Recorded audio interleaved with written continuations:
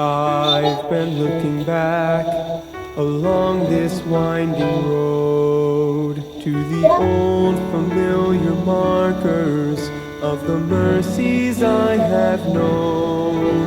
I know it may sound simple, but it's more than a cliche. There's no better way to tell you than to say God's been good in my life. I feel blessed beyond my wildest dreams when I go to sleep each night. Though I've had my share of hard times, I wouldn't change them if I could, 'cause through it all, God's been good.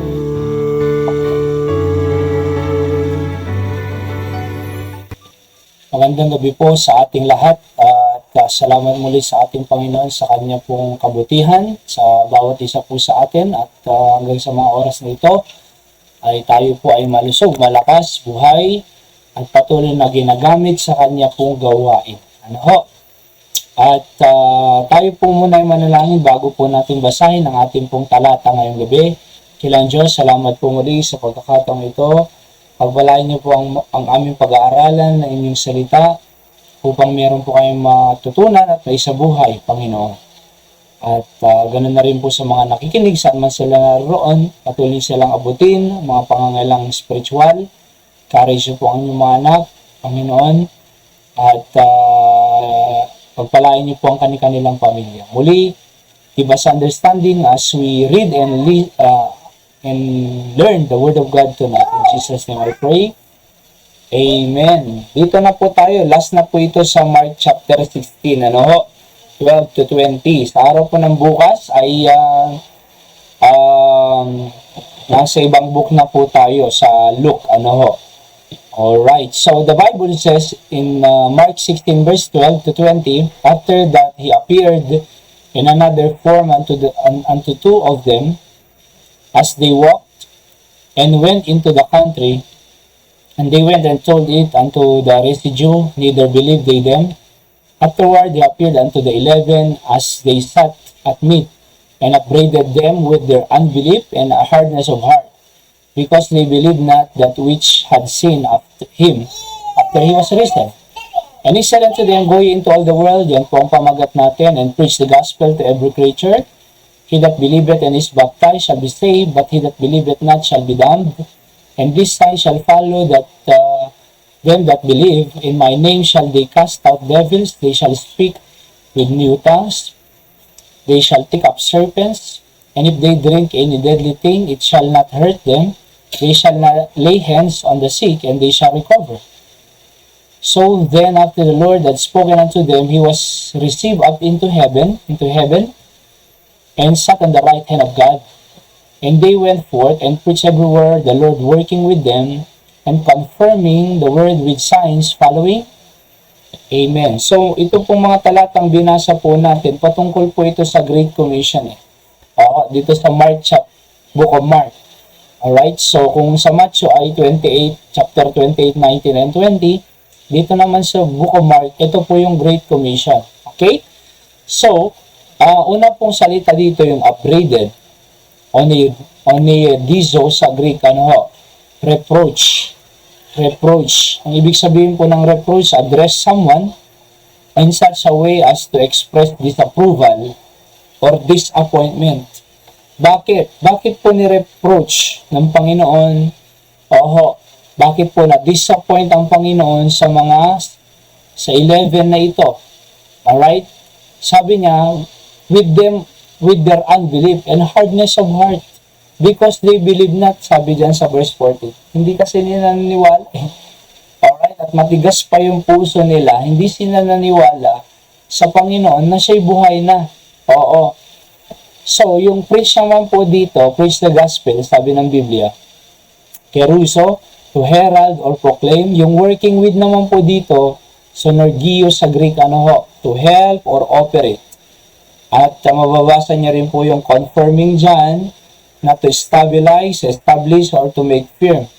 So, nagtrabaho ang Diyos sa kanila, sabi ng Biblia, as they are preaching the word, confirming the word that they are preaching with signs following. Nakikita po nila yung mga signs that God is working. He confirmed His word that is it true. Is it true? Alright? That is true with signs. Kaya nga po, napakaraming miracles ang nangyari po while our Lord Jesus Christ working with the apostles and His disciples, mga kapatid. So una po, He appeared unto the 11 as they sat at meat and upbraided them with their unbelief and hardness of heart, because they believed not them which had seen Him after He was risen. Sabi dyan sa verse 14. Letter A, Jesus appeared to His disciples to express disappointments because of their unbelief and hardness of life. So, kilala na nga nila sa ang Panginoong Jesucristo na siya yun at nabuhay siya, ay ayaw pa nilang maniwala. Pinapatigas pa nila yung kanilang puso. Parang si Thomas, naalala niyo po si Thomas? Absent po kasi siya doon sa upper room nung nagkaroon sila ng evening service. Oo, absent siya. Kaya sabi ni Thomas, ay hindi ako naniniwala na nabuhay siya. Unless otherwise, yung daliri ko, maipasok ko doon kung saan siya ipinako, sabi niya, para pumasok itong daliri ko. Oo. At makita ko muna, sabi niya. Hindi siya naniwala Alright? Nagpakita ang Panginoon. Thomas, halika, sabi niya, ipasok mo yung daliri mo. My Lord and my God. Naniwala na siya. Pero hindi siya naniwala nung unang pagkasabi sa kanya. Bakit? Absence na kasi Nagpakita ang Panginoon sa kanila doon sa upper room ng evening service ng Sunday. Wala si Thomas. Kaya alam niyo po, pag ikaw din absent ng Sunday night, sapagkat ang worship po ay maghapon po yan 24 hours na 3 hours lang sa umaga, for example, tapos sa hapon, mga 2 hours, ay kulang na kulang So, absent si Thomas, kaya bakit nagkaroon siya ng unbelief? Bakit hindi niya nakita ang Panginoon? Bakit nabumunga ang unbelief sa kanya? Sapagkat absent nga siya hindi niya nakita. Alright? Kaya nga po, huwag po tayong absent sapagkat part po ng church service talaga ay mag-worship Sunday night. Oo. Bukas, prayer meeting. Napakahalaga po yan, kapatid. Alright? Kaya nga po, na-disappoint ang Panginoon sa kanila. Ano ba kayo? Ba't ayaw nyo maniwala? Titigas ang puso ninyo. Sabi niya, when unbelief took place at hardness of heart took place, disappointments of God is present. So, gusto niya po, maniwala po tayo.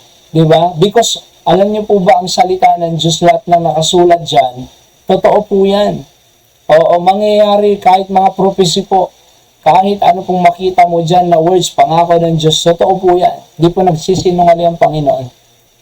Letter B, God cannot work in a great way through us if we don't believe His word as it is.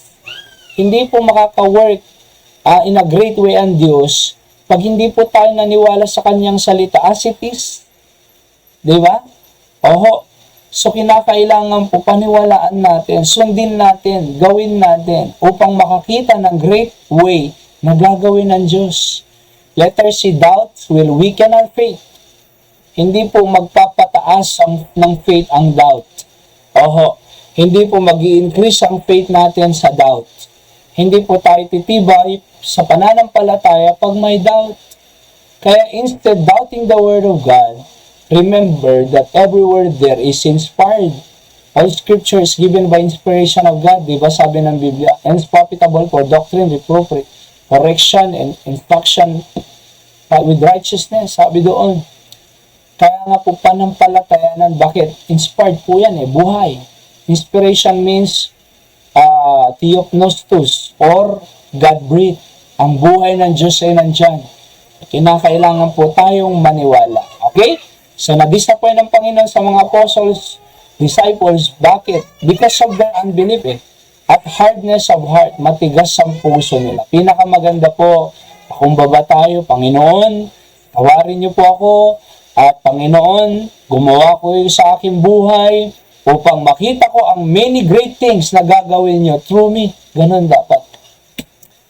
And pangalawa, he said unto them, go ye into all the world and preach the gospel to every creature. The Great Commission, di ba?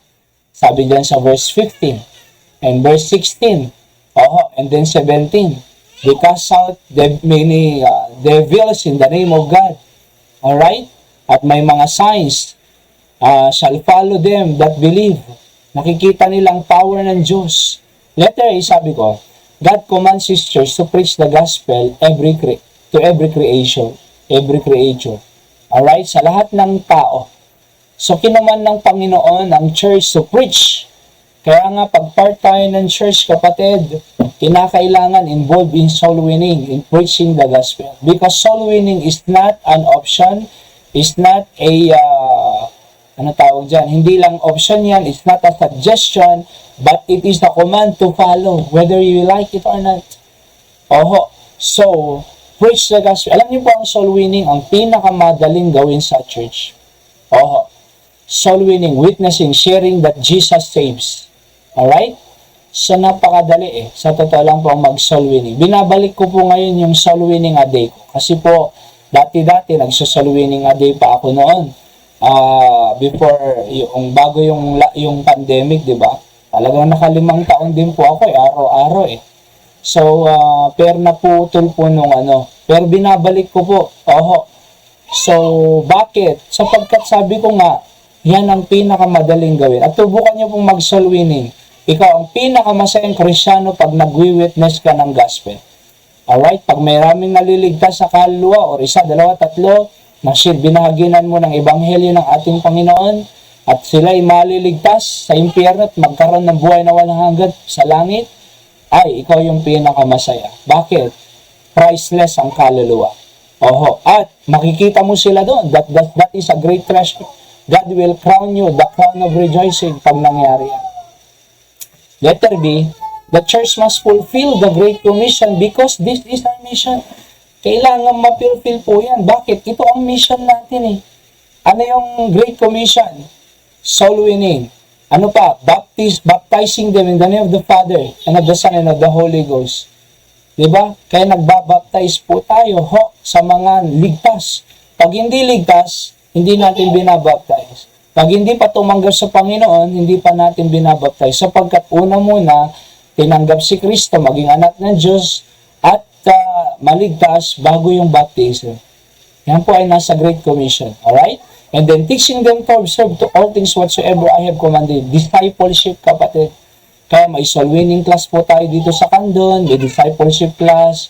Diba soul winning class, 18 lesson, discipleship class, 18 lesson, doctrine class, and then preachers and teachers class. Para maging preacher, para maging teacher, may training. Para kahit saan tayo mapupunta, soul winner ka, discipler ka, preacher ka, teacher of the word. Diba? Kasi dumaan ka ng soul winning class, discipleship class, preachers or teachers class, doctrine class. Diba? So letter C, if Jesus commands us that we cannot do then we cannot do anything but obey our commander. Pag nag-command ang commander ng armed forces, walang magagawa yung sundalo kundi sumunod. Bakit? It is a command. Alright? Preaching the gospel to every creature is a command, not an option or suggestion. It is a command to follow. Okay? Number 3, kaya learn soul winning po. Learn sharing the gospel, evangelizing people. Last, number 3, they went forth and preached everywhere, and the Lord working with them. Yan ang napakaganda po dito. Basa po natin. The Lord working with them. Letter A, every time we preach the word of God, then the Lord's hand will work in us. Sabi sa verse number 20. So every time we preach the gospel, the word of God, the hand of the Lord will work in us. Magtatrabaho po. Sa totoo lang, napakasarap pong mag-preach, napakasarap pong mag-share. At makikita mo, gumagawa ang Diyos, maraming naliligtas may mga nagre-reject, pero mas maraming tumatanggap. Kahit sa pagbibigay ng tracts, araw-araw po kami nagbibigay ng gospel tracts, araw-araw. May mga tumatanggi, pero mas maraming malayo ang tumatanggap. Kahit soul winning, may tumatanggi. Oho, pero mas maraming tumatanggap sa Panginoon bilang sariling tagapagligtas. So the Lord is working. Oo, napakaganda. Letter B, if we let God work through us, then we could accomplish much in the ministry. Pag inalaw lang natin ang Panginoon na magtrabaho sa atin, makaka-accomplish po tayo. Oho, kaya nga po ipagamit po natin ang ating time, talent, treasure, resources, at marami pong ma-accomplish. Letter C, if the ministry is God's work, therefore we need His power to fulfill His will. Diba? Letter C, if the ministry is God's work, therefore we need to fulfill, or we need His power to fulfill His will. Trabaho niya ito, ministry niya ito. Tayo, servant ng Diyos. Hindi naman natin to pagmamay-ari. Sa Diyos po ito Servant lang po tayo. Oho. Therefore, we need His power.